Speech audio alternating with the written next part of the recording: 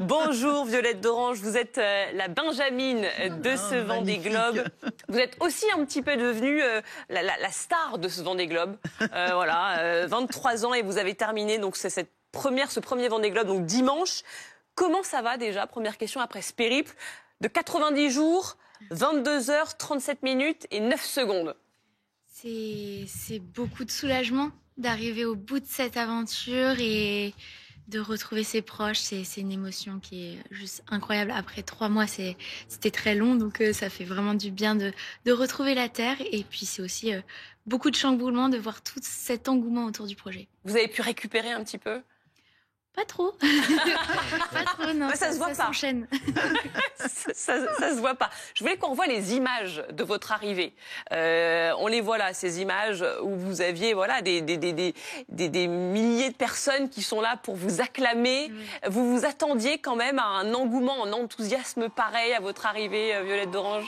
Je ne m'attendais pas à un tel engouement et c'était vraiment très surprenant.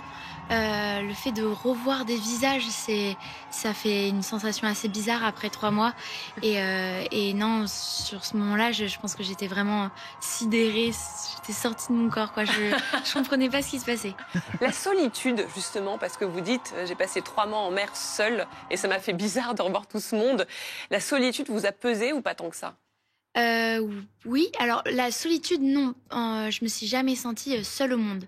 Mais par contre, parfois, ce qui pèse, ça peut être un petit peu l'ennui, parce que parfois, on trouve le temps un peu long. Mais c'est pas le plus difficile. Parfois, on a des épreuves vraiment difficiles, des tempêtes à traverser, des galères techniques où on se sent parfois en danger. Alors justement, vous avez été prise dans une tempête, vous avez pris une décision compliquée dans ce genre de compétition. On a ressorti un extrait parce que vous avez publié sur Instagram, vous avez alimenté Instagram de votre expérience et on a puisé dedans. On a ressorti la séquence où vous nous racontez que voilà, il y a une tempête et que vous allez essayer de l'éviter parce que ça fait peur, évidemment, on regarde. Ce matin, j'ai pris une décision pas facile. Dans la dépression, ils disent qu'il y a 40 nœuds, rafales jusqu'à 55 et 58 même, j'ai vu sur un fichier, sur un des 2 fichiers. Donc je le sens pas du tout. Ce matin, je me suis dit que j'allais ralentir et que j'allais laisser passer tout ça parce que moi, mon objectif, c'est d'arriver et je veux pas me retrouver dans des situations dangereuses avec des vagues de 6 mètres, avec du vent qui fait que je peux plus contrôler mon bateau. Enfin, c'est pas du tout l'objectif.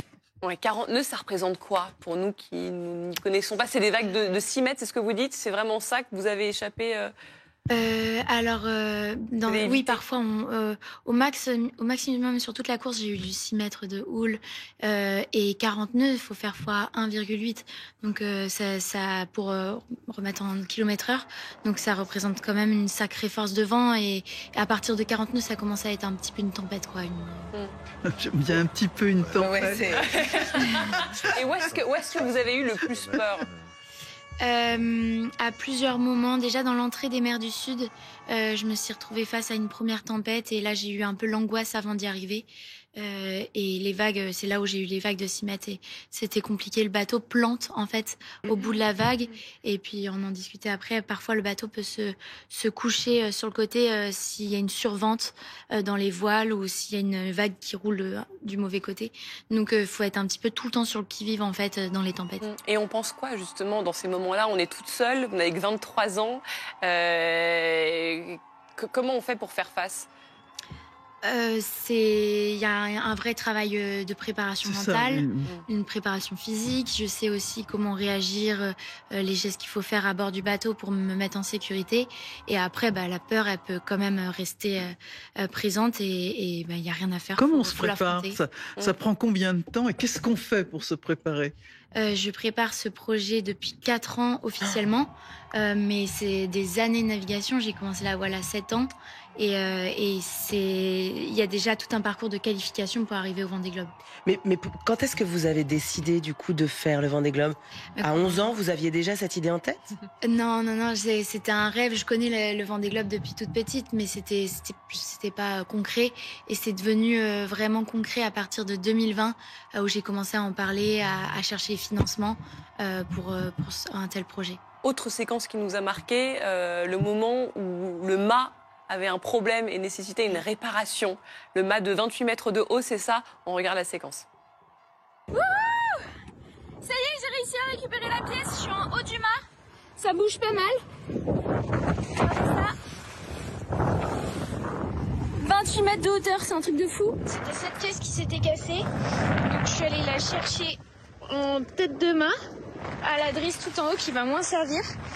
Et je l'ai réinstallée là, donc j'ai refait le loop. Et maintenant, je vais pouvoir redescendre. Alors, moi j'ai les mains moites rien que de regarder. 28 mètres, c'est 9 étages. 28 mètres, c'est 9 étages. On est au 9e étage de l'immeuble. Et donc on ça comprend bouge que en c'est plus. aussi. Et il n'y a pas d'ascenseur. Et donc c'est là qu'on comprend que c'est aussi sacrément sportif et qu'il faut être en condition physique. Ah oui, il y a une préparation physique. Et en fait, ce qui est le plus dur à bord, c'est de porter tout le matériel qu'on embarque. Tout est calculé, hein. On hésite entre 2 tournevis si on le prend ou pas. Mais c'est vraiment là, à bord, on a les voiles à porter, plus le matériel, plus la nourriture. Et ça correspond à 300-400 kilos. La nourriture, tout est prévu. Vous auriez pu tenir encore combien de temps? C'est vrai. Les vraies questions, Nora. Qu'est-ce qu'on mange alors pendant le Vendée Globe? Comme pour les astronautes, on mange de la nourriture apertisée ou lyophilisée. Lyophilisée, c'est déshydraté. Et apertisée, c'est juste mis sous vide. Et on mange pas dans drôle, la bouche. Et on n'a pas quelques plaisirs au milieu, Si, rien quand même. J'avais des snacks, des petits gâteaux ou même de carrés de chocolat. Mais au bout d'un mois, il n'y a plus de fruits.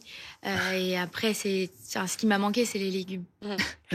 Est-ce que vous vous rattrapez là alors? Là, Oui. c'est cure de légumes depuis dimanche.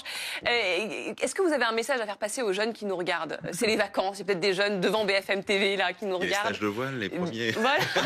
Non, mais parce que quand même, vous n'avez que 23 ans, vous êtes franchement un modèle de force, quoi, mentale, de courage, physique. de volonté. Qu'est-ce que vous leur dites aux jeunes? Le projet Devenir, il s'appelle Devenir le bateau, c'est vraiment de mettre en avant la jeunesse, de prouver que voilà les jeunes sont capables de réaliser plein de belles choses, les inspirer pour qu'ils se lancent dans l'aventure, aussi les amener vers la nature et enfin aussi donner un petit message à nos aînés, nous dire voilà, faites confiance à la jeunesse parce que elle est capable de réaliser de très belles choses et il faut l'aider, il faut l'accompagner. Et on a vu d'ailleurs une photo, c'est un autre rêve pour vous qui se réalise. Vous allez rejoindre l'équipe de la Britannique Samantha Davis en tant que co-skipper donc cette année pour la saison 2025. C'est bien ça? C'est ça. Je voulais juste faire un petit clin d'œil aux partenaires, leur dire un grand merci pour leur soutien pour cette saison. Et là, il y a une nouvelle aventure qui démarre avec...